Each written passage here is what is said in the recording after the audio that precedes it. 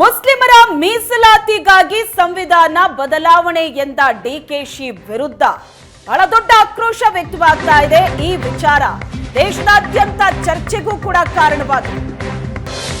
ಮುಸ್ಲಿಮರ ಮೀಸಲಾತಿಗಾಗಿ ಸಂವಿಧಾನ ಬದಲಾವಣೆ. ಡಿಕೆ ಶಿವಕುಮಾರ್ ಅವರ ಈ ಹೇಳಿಕೆ ಬಹಳ ದೊಡ್ಡ ಚರ್ಚೆ ಆಗ್ತಾ ಇದೆ. ದೇಶದಾದ್ಯಂತ ಭಾರಿ ಚರ್ಚೆಗೆ ಕಾರಣವಾಗ್ತಾ ಇದೆ ಈ ಹೇಳಿಕೆ.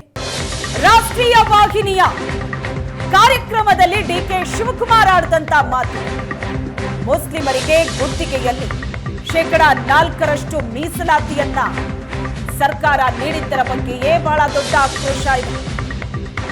ಧರ್ಮಾಧಾರಿತ ಮೀಸಲಾತಿ ಸಂವಿಧಾನ ಅನುಮತಿಸೋದಿಲ್ಲ ಅನ್ನೋ ಪ್ರಶ್ನೆ.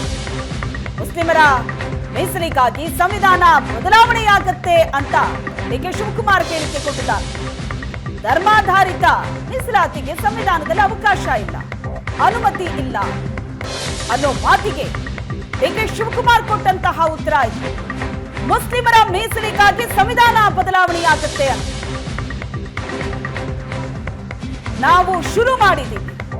ನನಗೆ ಗೊತ್ತು ಎಲ್ಲ ಕೋರ್ಟ್ಗೆ ಹೋಗ್ತಾರೆ, ಕಾದು ನೋಡೋಣ ಕೋರ್ಟ್ ಆದೇಶ ಏನು ಬರುತ್ತೆ ಅಂತ ಡಿಕೆ ಶಿವಕುಮಾರ್ ಹೇಳಿದ್ದಾರೆ. ರಾಷ್ಟ್ರೀಯ ವಾಹಿನಿ ಕಾರ್ಯಕ್ರಮದಲ್ಲಿ ಡಿಸಿಎಂ ಕೊಟ್ಟಂತ ಹೇಳಿಕೆ ಇದು. ಹಲವು ಬದಲಾವಣೆಗಳಿವೆ, ಸಂವಿಧಾನ ಬದಲಾವಣೆಯಾಗಲಿದೆ ಅಂತ ಡಿಕೆ ಶಿವಕುಮಾರ್ ಸ್ಟೇಟ್ಮೆಂಟ್ ಕೊಟ್ಟಿದ್ದಾರೆ. ಕೋರ್ಟ್ಗಳಿಂದ ಸಂವಿಧಾನ ಬದಲಾವಣೆಯ ಆದೇಶಗಳು ಬಂದಿದೆ. ಡಿಕೆ ಶಿವಕುಮಾರ್ ಸಂವಿಧಾನ ಬದಲಿಸೋ ಈ ಹೇಳಿಕೆ ಭಾರೀ ವಿವಾದಕ್ಕೆ ಕಾರಣವಾಗಿದೆ. ಧರ್ಮಾಧಾರಿತ ಮೀಸಲಿಗೆ ಸಂವಿಧಾನ ಅನುಮತಿಸೋದಿಲ್ಲ ಅನ್ನೋ ಪ್ರಶ್ನೆಗೆ ಡಿಕೆ ಶಿವಕುಮಾರ್ ಕೊಟ್ಟಂತ ಉತ್ತರ.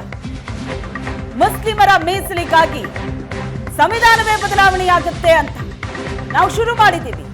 ನನಗೆ ಗೊತ್ತು ಎಲ್ಲ ಕೋರ್ಟ್ಗೆ ಹೋಗ್ತಾರೆ, ಕಾದು ನೋಡೋಣ ಕೋರ್ಟ್ಗಳ ಆದೇಶ ಏನು ಬರುತ್ತೆ. ಡಿಕೆ ಶಿವಕುಮಾರ್ ಕೊಟ್ಟಂತ ಹೇಳಿಕೆ. ಸಂವಿಧಾನ ಬದಲಾವಣೆ ಅನ್ನೋದು ಬಹಳ ದೊಡ್ಡ ಚರ್ಚೆಗೆ ಕಾರಣವಾಗ್ತಾ ಇದೆ. ಏನ್ ಹೇಳಿದ್ರು, ಯಾವ ಸಂದರ್ಭದಲ್ಲಿ ಹೇಳಿದ್ರು, ಅದರ ವಿವರಣೆಯನ್ನ ನೋಡ್ತಾ ಇದೆ. ಧರ್ಮಾಧಾರಿತ ಮೀಸಲಿಗೆ ಸಂವಿಧಾನ ಅನುಮತಿಸೋದಿಲ್ಲ, ಅವಕಾಶ ಇಲ್ಲ ಸಂವಿಧಾನದಲ್ಲಿ ಧರ್ಮಾಧಾರಿತ ಮೀಸಲಾತಿ ಕೊಡೋದಕ್ಕೆ. ಈ ಪ್ರಶ್ನೆಗೆ ಡಿಕೆ ಶಿವಕುಮಾರ್ ಕೊಟ್ಟಂತ ಉತ್ತರ, ಮುಸ್ಲಿಮರ ಮೀಸಲಾತಿಗೋಸ್ಕರ ಸಂವಿಧಾನವೇ ಬದಲಾವಣೆ ಆಗುತ್ತೆ ಅಂತ, ಅದನ್ನೇ ಬದಲಾಯಿಸ್ತೀವಿ ಅನ್ನೋ ಹೇಳಿಕೆ ಭಾರಿ ವಿವಾದಕ್ಕೆ ಕಾರಣ ಆಗಿದೆ. ದೇಶದಾದ್ಯಂತ, ಕೇವಲ ರಾಜ್ಯದಲ್ಲಿ ಮಾತ್ರ ಅಲ್ಲ, ದೇಶದಾದ್ಯಂತ ಭಾರಿ ಚರ್ಚೆ ಆಗ್ತಾ ಇದೆ ಡಿಸಿಎಂ ಕೊಟ್ಟಂತ ಈ ಸ್ಟೇಟ್ಮೆಂಟ್.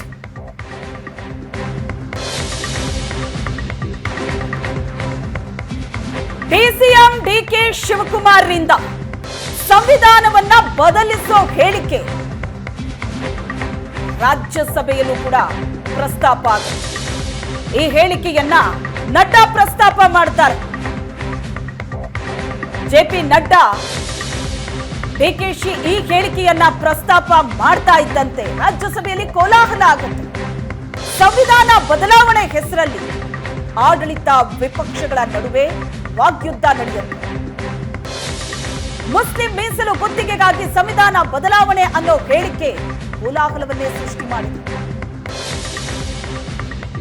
ಧರ್ಮಾಧಾರಿತ ಮೀಸಲಾತಿಗೆ ಸಂವಿಧಾನದಲ್ಲಿ ಅವಕಾಶ ಇಲ್ಲ ಅನ್ನೋ ಪ್ರಶ್ನೆಗೆ ಅವಕಾಶ ಇಲ್ಲ ಅಂದ್ರೆ ಏನು?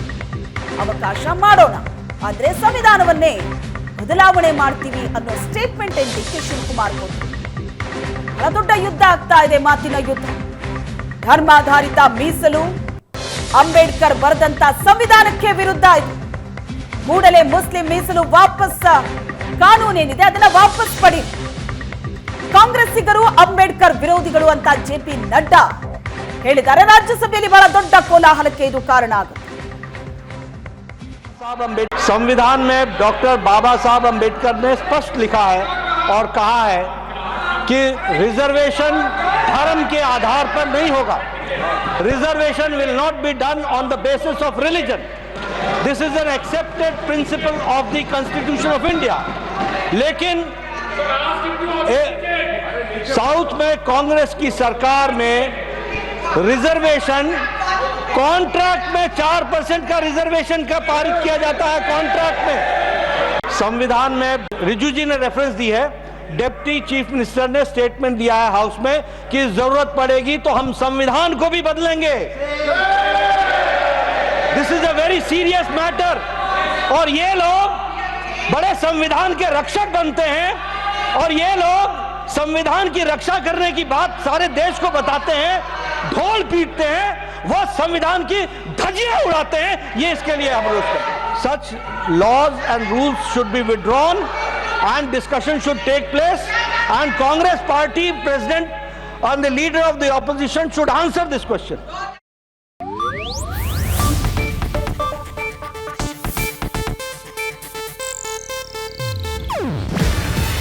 ಇದು ಏಷ್ಯಾನೆಟ್ ನ್ಯೂಸ್ ನೆಟ್ವರ್ಕ್ ಪ್ರಸ್ತುತಿ. ನೀವು ನೋಡ್ತಿದ್ದೀರಾ ಏಷ್ಯಾನೆಟ್ ಸುವರ್ಣ ನ್ಯೂಸ್.